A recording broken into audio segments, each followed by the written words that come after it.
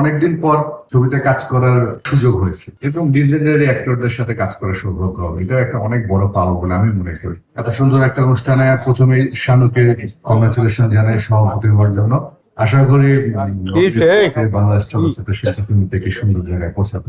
আসলে অনেক ভালো লাগছে, অনেকদিন পর ছবিতে কাজ করার আমি বলবো যে সুযোগ হয়েছে। মাঝখানে অনেকটা গ্যাপ দিয়েছি, কেন জানি না ব্যাটে বলে মিল ছিল না। ইকবাল যেহেতু বললো ওর সাথে করেছে অনেক দিনের, বলতে গেলে লং টাইম, যখন ছবির ব্যাপারে কখনোই কথা হয় যখন প্রপোজালটা দিল ভাবলাম যে না, ছবি করার উসিলায় অন্তত ইকবাল, সানি ভাই, মিশা, তারপরে এখানে আমাদের অনন্তজুল সাহেব আছেন, বিশেষ করে রোজিনা আপা যার ছবি অনেক দেখেছি, এবং লিজেন্ডারি অ্যাক্টরদের সাথে কাজ করার সৌভাগ্য হবে। এটা একটা অনেক বড় পাওয়া বলে আমি মনে করি। বাঁধন তো আছি ভুলে গেল কিনা বাবারে, যাকে সবচেয়ে বেশি তার কথা সময় শেষে নাই বলি।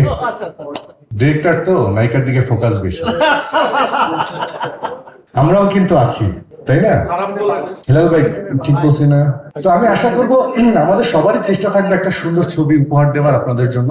সত্যি আমি অন্তর থেকে চাই ছবিটি যেন একটা সুন্দর ছবি হয় এবং প্রডিউসার যেন তার কষ্টের টাকাটা ফেরত পায়। এবং সেই সাথে সাথে যারা মিডিয়া এখানে আছেন তাদের প্রতি একটা অনুরোধ থাকবে যে একটা ছবিটা আপনাদের মাধ্যমে যেন একটা ওয়েল মার্কেটিং এর ব্যবস্থা হয়। কারণ একটা সুন্দর ছবি যদি ওয়েল মার্কেটিং এর ব্যবস্থা হয় তাহলে ছবিটি দর্শকের কাছে সহজে পৌঁছায় এবং গ্রহণযোগ্যতা পায়। আমি মনে করবো চলচ্চিত্রের এখন যে অবস্থান সেখানে আপনাদের একটা বিশাল ভূমিকা আছে এই অবস্থান থেকে বের হয়ে আসার জন্য। আমি আবেদন রাখবো আপনারা অবশ্যই আপনাদের সেই সুন্দর দায়িত্বটা অবশ্যই পালন করবেন এবং একটি সুন্দর ছবি যেন আমরা বাংলাদেশের দর্শককে উপহার দিতে পারি। আমরা সবাই মিলে সেই চেষ্টা করবো। ধন্যবাদ সবাই।